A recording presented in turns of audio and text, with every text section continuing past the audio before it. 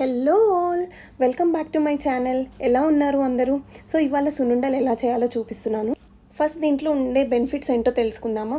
దీంట్లో calcium, iron, proteins and minerals చాలా ఉంటాయండి. అండ్ మెయిన్గా విమెన్కి స్ట్రెంగ్త్ ఇస్తాయి. అండ్ ఆల్సో కిడ్స్కి గ్రోయింగ్ ఏజ్లో చాలా యూజ్ ఉంటాయి. అండ్ ఆల్సో బోన్స్కి స్ట్రెంగ్త్ ఇస్తుంది. అండ్ ఆల్సో మన స్కిన్ కూడా చాలా బాగుంటుంది. And it also boost energy.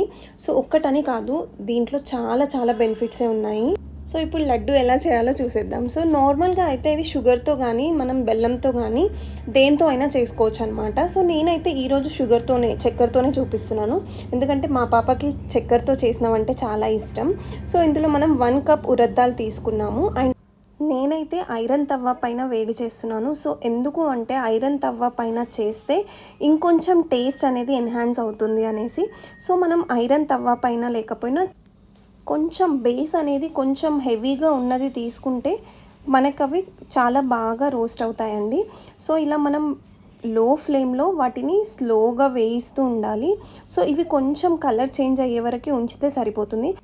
And దీంట్లో మనం కొన్ని రైస్ యాడ్ చేస్తున్నామండి.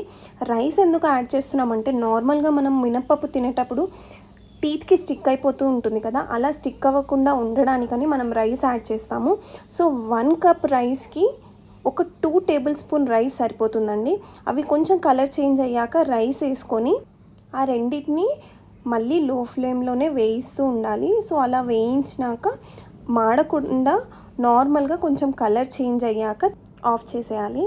అండ్ షుగర్ కూడా 1 కప్ తీసుకున్నాను. సో నార్మల్గా 1 కప్ మినప్పప్పుకి 1 కప్పు షుగర్ అయితే సరిపోతుంది. సో టేస్ట్ ఎక్కువ తక్కువ కావాలి అని అనుకుంటే మనం దానికి తగ్గట్టుగానే షుగర్ యాడ్ చేసుకోవాలి.